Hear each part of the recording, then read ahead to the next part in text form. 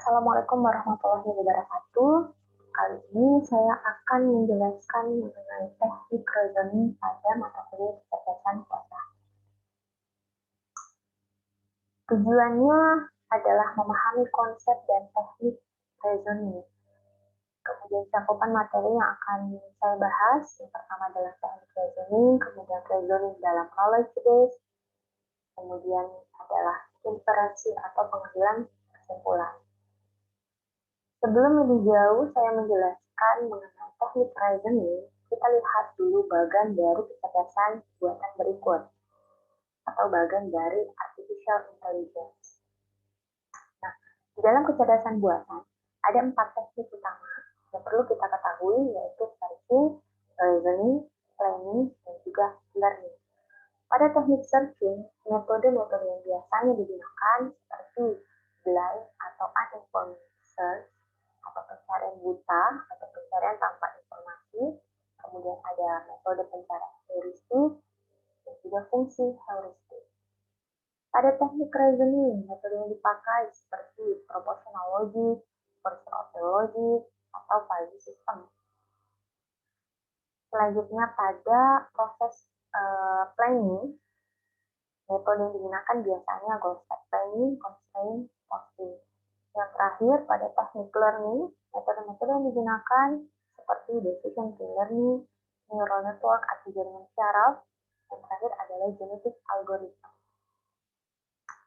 Nah, searching merupakan sebuah teknik pencarian yang merupakan teknik penyelesaian masalah yang merepresentasikan masalah ke dalam ruang keadaan atau biasanya disebut dengan state, dan secara sistematis melakukan pembangkitan dan pengujian state-state dari initial state sampai ditemukan suatu goal state.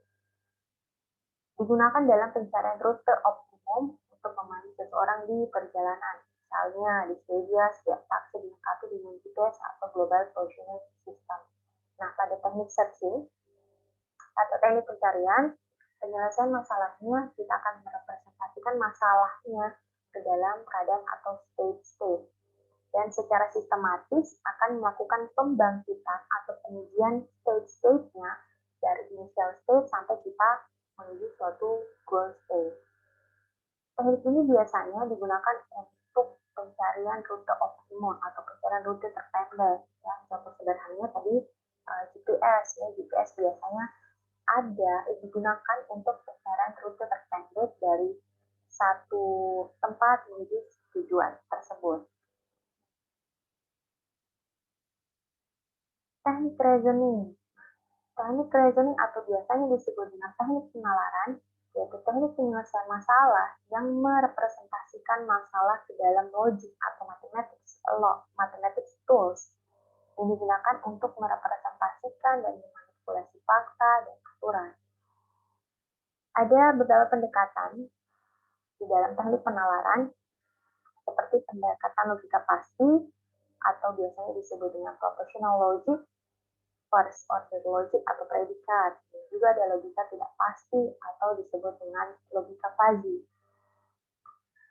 Contoh dari teknik penalaran atau teknik reasoning adalah software permainan catur high-tech yang merupakan sistem AI pertama yang berhasil mengalahkan Grandmaster dunia Arnold Denker. Kemudian teknik planning merupakan suatu penyelesaian masalah dengan cara memecah masalah dalam subsub masalah yang lebih kecil.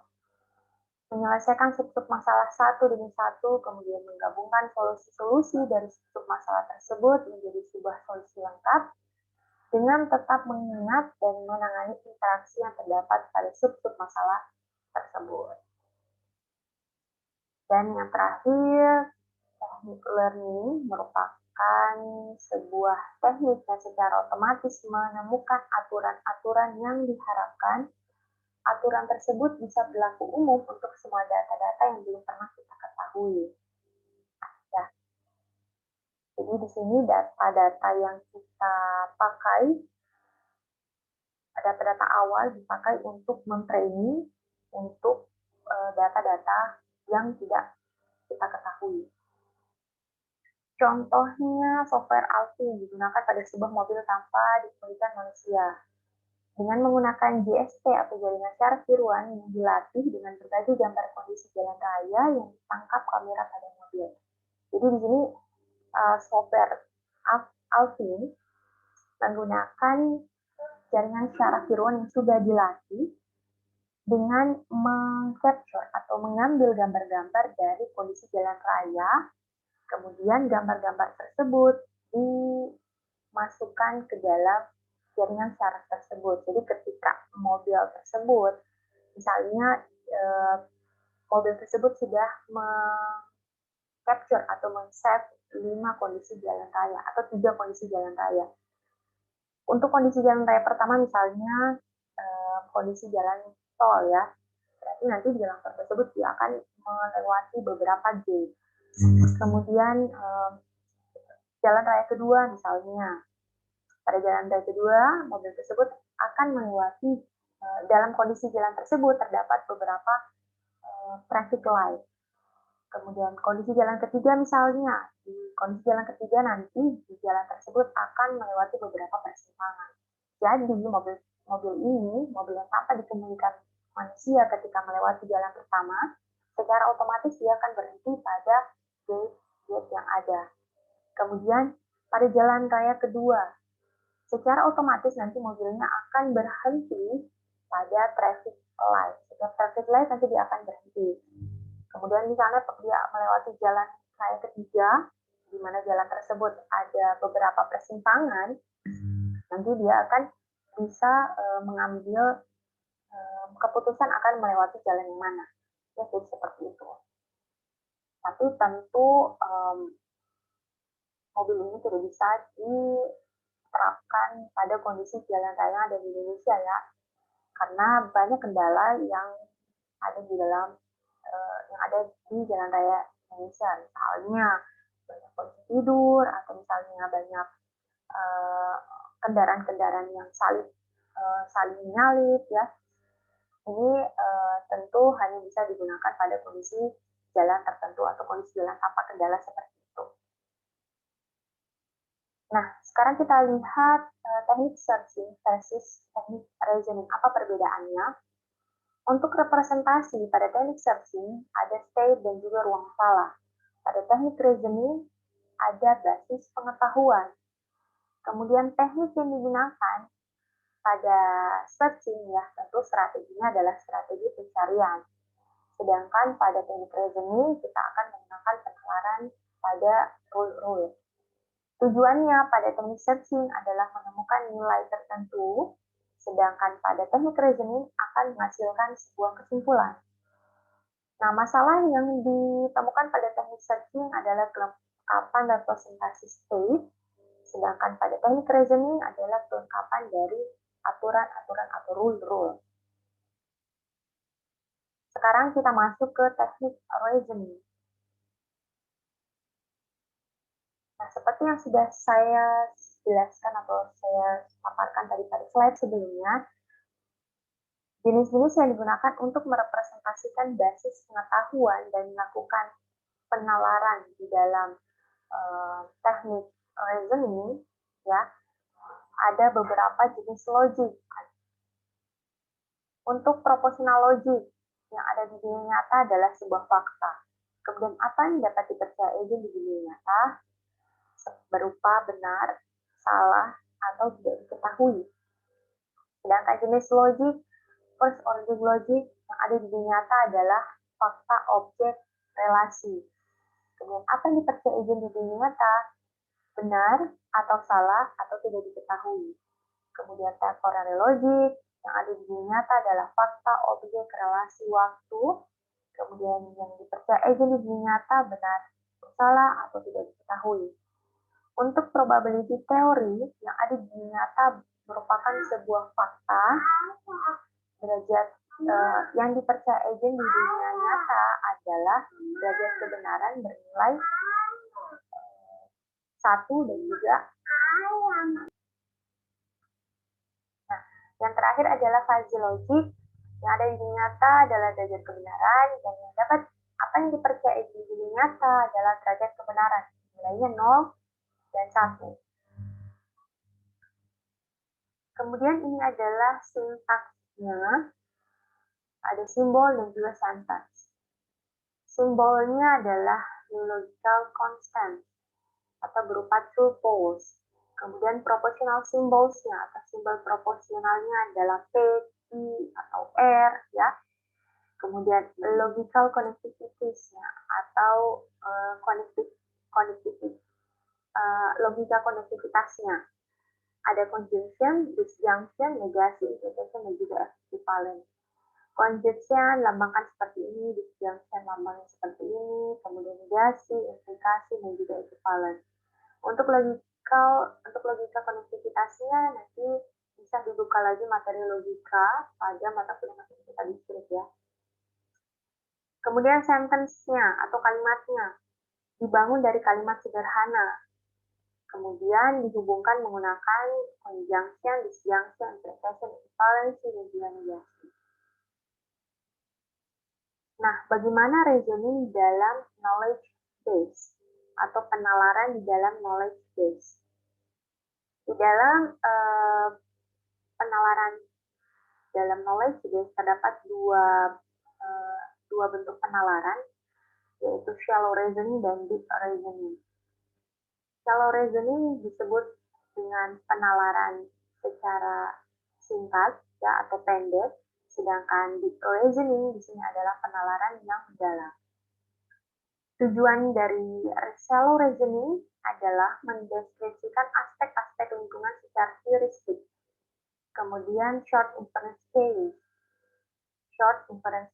memungkinkan aturan yang kompleks, sedangkan pada deep reasoning tujuannya adalah membangun model lingkungan yang berlaku seperti hal nyata. Kemudian long inference chains atau rantai pengambilan keputusan yang panjang. Simple rules yang mendeskripsikan hubungan sebab dan juga akibat. Oke, kita langsung lihat contoh dari shallow dan deep reasoning. Untuk shallow reasoning kita lihat rule-nya. If a car has a good battery, good spark plugs, gas, good tires, then the car can move. Jika sebuah mobil mempunyai baterai yang bagus, baterai yang baik, kemudian mempunyai good spark plugs, itu adalah busi yang bagus, kemudian gas, dan juga mempunyai roda yang bagus, maka mobil tersebut dapat berjalan. Ini adalah contoh penalaran menggunakan shallow atau penalaran pendek. Kita hanya mempunyai satu rule saja menuju ke satu kesimpulan.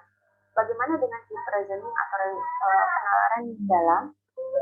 Ada beberapa rule yang kita pakai sampai menuju ke sebuah kesimpulan. Contohnya, if the battery is good, then there is electricity. Jika sebuah baterai bagus, maka ada listrik. Ya. If there is electricity and the spark plugs, then the spark plugs will fire. Jika ada listrik dan busi yang bagus, maka businya akan menyala. If the spark plugs fire and there is gas, then the engine will run. Jika businya jalan, ya, jika businya menyala dan ada gas, maka mesinnya akan jalan. If the engine runs and there are good tires, then the car can move. Jika mesinnya jalan dan terdapat roda yang baik, ya, maka mobilnya dapat berjalan. Nah, jadi di sini terlihat perbedaan antara shallow reasoning dan juga deep reasoning. Pada shallow reasoning kita hanya mempunyai satu rule pendek untuk mencapai sebuah kesimpulan, sedangkan pada deep reasoning atau reasoning penalaran dalam, kita akan menalar beberapa rule sampai mencapai sebuah kesimpulan. Selanjutnya adalah inference atau kesimpulan. Inference merupakan langkah-langkah dalam penalaran, berpindah dari sebuah premis menuju ke kesimpulan. Motor inferensi adalah Charles Sanders Peirce membagi kesimpulan menjadi 3 jenis, deduksi, induksi, dan juga abduksi. Deduksi merupakan kesimpulan yang menyimpulkan kesimpulan logis dari premis yang diketahui atau dianggap benar dengan hukum inferensi yang valid dalam logika. Kemudian induksi adalah kesimpulan dari premis tertentu terhadap kesimpulan universal. Yang ketiga adalah abduksi, adalah kesimpulan dari penjelasan terbalik. Contoh kasusnya seperti berikut ya. Ada 10 aturan yang tersimpan dalam basis pengetahuan. Fakta awal yang diberikan hanyalah A dan E. Artinya, A dan E bernilai benar. Kita ingin membuktikan apakah K bernilai benar atau hipotesisnya adalah sebuah K. Nah, untuk mencapai sebuah K atau hipotesis K, kita mempunyai 10 rule. Rule 1 dengan aturan adalah A dan B maka C. Rule 2 if C maka D. Rule 3 if A dan E maka E.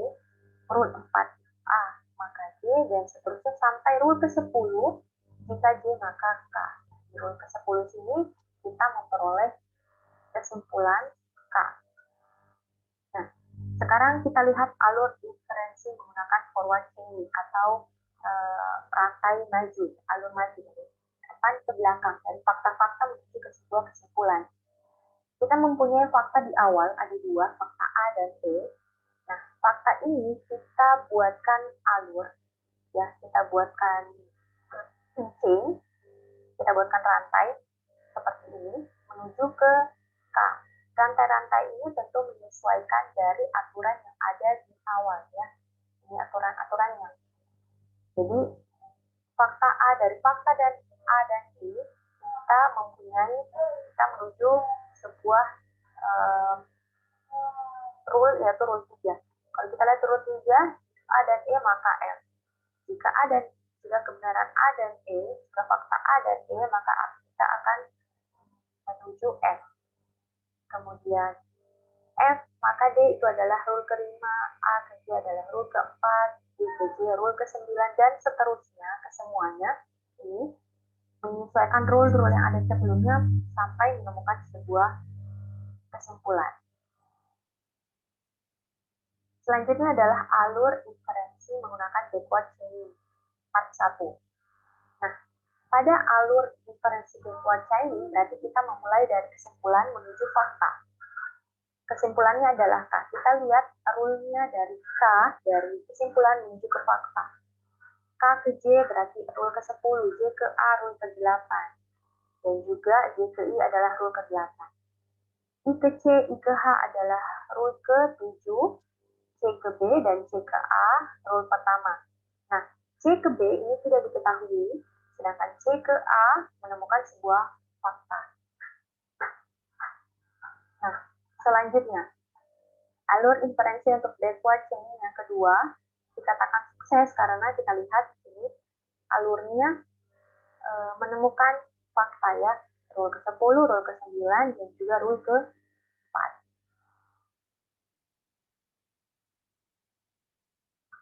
Selanjutnya, bagaimana mengubah bentuk proposisi menjadi sebuah formula? Contohnya seperti berikut.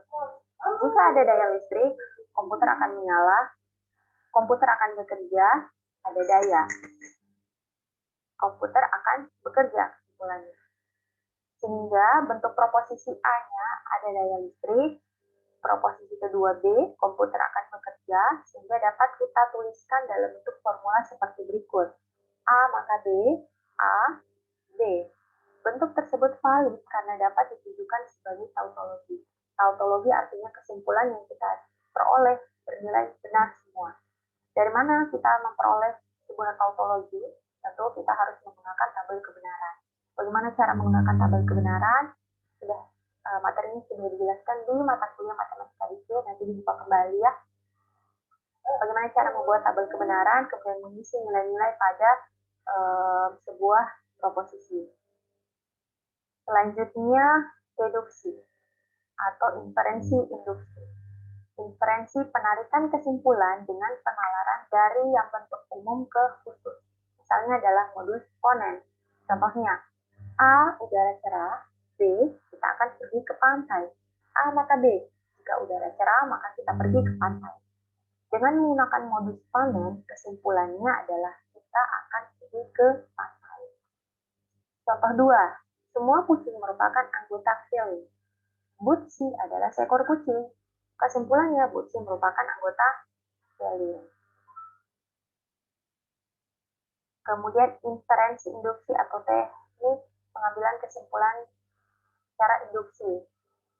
Inferensi dengan penalaran dari yang bentuk khusus atau berupa fakta-fakta ke yang umum. Menebak dari yang sudah ada dan dari gejala yang terjadi. Nah, kita lihat format dari induksi. Formatnya adalah seperti berikut. Dari fakta-fakta ke yang umum. X sama dengan A, X anggotanya atau elemennya adalah A, B, C, D. If property P is true for A, and P is true for B, and P is true for C, then P is true for all X. Jadi jika properti B adalah benar untuk A, dan jika P benar untuk B, dan P benar untuk C, maka kita bisa simpulkan bahwa properti P adalah benar untuk semua anggota elemen X. Contoh keduanya, semua kucing Siamese pada pertunjukan kucing 1986 mempunyai mata biru. Semua kucing Siamese pada pertunjukan kucing 1987 mempunyai mata biru. Kesimpulannya, semua kucing Siamese pada pertunjukan kucing mempunyai mata biru. Nah, ini adalah contoh dari inferensi induksi atau teknik pengambilan kesimpulan dengan induksi. Selanjutnya, abduksi. Abduksi merupakan bentuk deduksi yang hanya menghasilkan inferensi yang masuk akal atau plausible inference. Plausible berarti konklusi mungkin bisa mengikuti informasi yang tersedia, tetapi juga bisa salah. Formatnya adalah seperti berikut. If Y is true and X implies Y, then X is true. Contohnya, dimulai dari implikasi, tanah menjadi basah jika terjadi hujan. Aksiomanya, tanah menjadi basah. Konklusinya, apakah terjadi hujan? Ya, di sini nilainya bisa menjadi salah. Jadi kalau tanahnya basah, apakah terjadi hujan? Bisa ada dua kondisi ya. Apakah itu hujan atau tanahnya basah? Mungkin karena siram air ya, seperti itu. Nah, itu tadi ketiga cara untuk pengambilan kesimpulan atau inferensi. How to make an inference? Bagaimana cara membuat sebuah inference? Untuk mencapai sebuah kesimpulan, kita harus membutuhkan sebuah fakta, knowledge atau pengetahuan, dan evidence atau evidensi. Jika ketiga elemen ini sudah kita peroleh, kita punya, maka kita akan mencapai sebuah konklusi atau kesimpulan. Jadi seperti itu. Nah, sekian dulu untuk materi dari teknik reasoning. Kita lanjutkan di lain waktu untuk materi-materi berikutnya. Terima kasih. Wassalamualaikum warahmatullahi wabarakatuh.